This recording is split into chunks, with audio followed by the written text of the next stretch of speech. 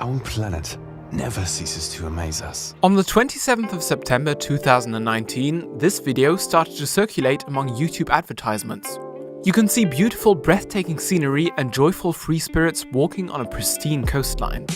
The advertisement asks the viewer where in the world these unseen places can be, and welcomes you to be the first to discover a country that has been closed to tourists until now, Saudi Arabia.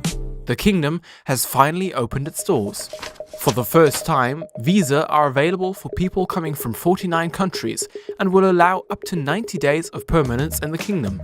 The official ambition is to make non-religious tourism an important component of Saudi economy and to have at least 100 million visitors per year by 2030.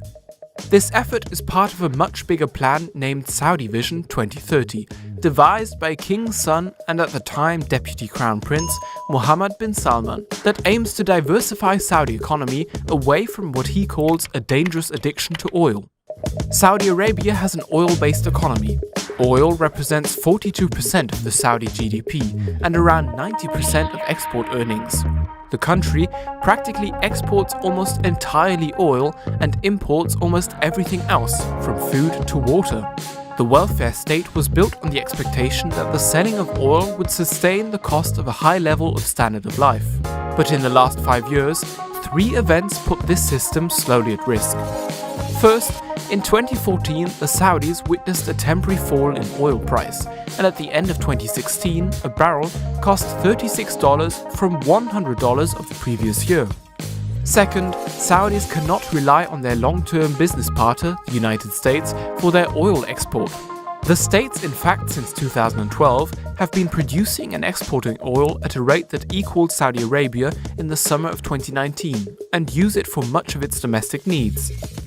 Third, although the global demand for oil is still growing, the pace is slowing down, and it is predicted to constantly diminish because of new focus on sustainable energy. For all of these reasons, it became clear that actions had to be taken, and Prince Mohammed bin Salman had been since 2016 the one, more than anybody else, determined to drive the country out of its oil addiction. The prince addresses his concerns with Saudi Vision 2030 for a vast transformation of the economy and society of his country. The plan would entail structural economic reforms, including a new taxation system and the liberalization of the stock exchange. Also very important is the development of high-tech cities such as NEOM and Red Sea Project, where Saudi Arabia, with the help of international entrepreneurship, can employ a population which is growing at a fast rate and absorbs the new disenfranchised women's labor force.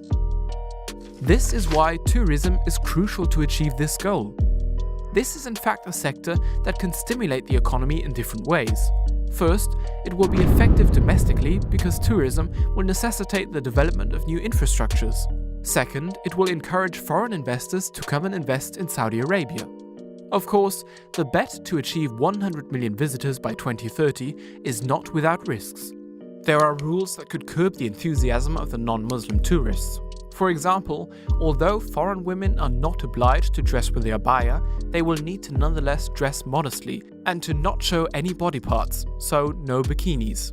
Plus, alcohol is strictly forbidden in Saudi Arabia. Any infringement of the etiquette will be punished with expensive fines. Last but not least, the country opened its doors to the world just a few days after it was criticized by the UN for its grim human rights record, among which the killing of the journalist Khashoggi, the jailing of women's rights activists, clerics, ministers and intellectuals, and a brutal war in Yemen. No one can predict if tourism will be a winning strategy.